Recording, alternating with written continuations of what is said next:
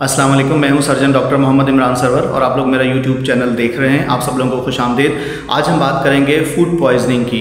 बड़ा ही कॉमन मसला है, हम लोग और हमारे अजीज़ व क़ारिब अक्सर बेशतर इस फूड पॉइजनिंग का शिकार हो जाते हैं। तो आज हम आपको बताएंगे कि फ़ूड पॉइजनिंग क्या है, इसकी अलामात क्या हैं और इसको ट्रीट कैसे करना चाहिए।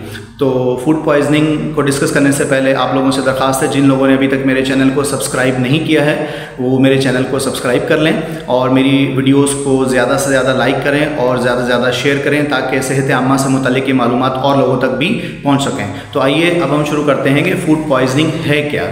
अक्सर व बेशतर हम लोग बहुत सारे दोस्त अहबाब फैमिली मेम्बर्स एक जगह से खाना खाते हैं। कुछ लोगों को कुछ नहीं होता, एक या दो फैमिली मेम्बर्स को फूड पॉइजनिंग हो जाती है। अब फूड पॉइजनिंग में होता क्या है, शदीद पेट में दर्द होता है, उल्टियाँ लग जाती हैं और दस्त भी लग जाते हैं, जिसकी वजह से जिस्म के अंदर पानी की शदीद कमी हो जाती है। कोई उम्र मखसूस नहीं है, किसी को भी ये फूड पॉइजनिंग हो सकती है। हम लोग एक रेस्टोरेंट से, एक होटल से, एक जगह से खाना खाएं, कुछ लोग उस फूड पॉइजनिंग का शिकार होते हैं, कुछ लोग नहीं होते हैं। अब करना क्या चाहिए इस फूड पॉइजनिंग के अंदर? बहुत ज़्यादा उल्टियाँ दस्त की वजह से जिस्म के अंदर पानी की कमी हो जाती है। अब अगर आपकी उल्टियाँ स्टेबल हो गई हैं तो आपको मुँह से ज़्यादा पानी, नमकोल और मशरूबात का इस्तेमाल करना चाहिए ताकि आपके जिस्म के अंदर पानी की कमी जो है पूरी हो सके।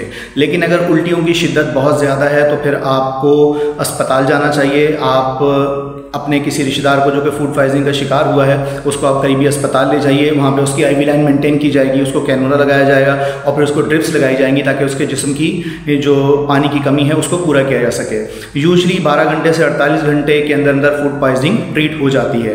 अब अगर आपकी फूड पॉइजनिंग का आप शिकार हुए हैं, आपको पानी की कमी भी पूरी हो चुकी है, तो आपको क्या क्या एहतियात करनी चाहिए? एहतियात ये करनी चाहिए कि आपको 2 या 3 दिन तक सॉलिड फूड जो है वो नहीं खाना चाहिए, रोटी का इस्तेमाल जो है वो भी नहीं करना चाहिए, नरम ग़िज़ा लेनी चाहिए और डेयरी प्रोडक्ट्स हैं जैसे कि दूध है, मक्खन है, इन चीज़ों के इस्तेमाल से इज्तनाब बरतना चाहिए।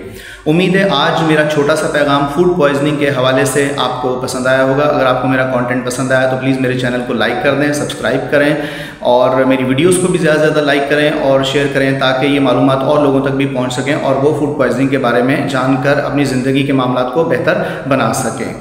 जज़ाकल्लाह। अस्सलाम वालेकुम।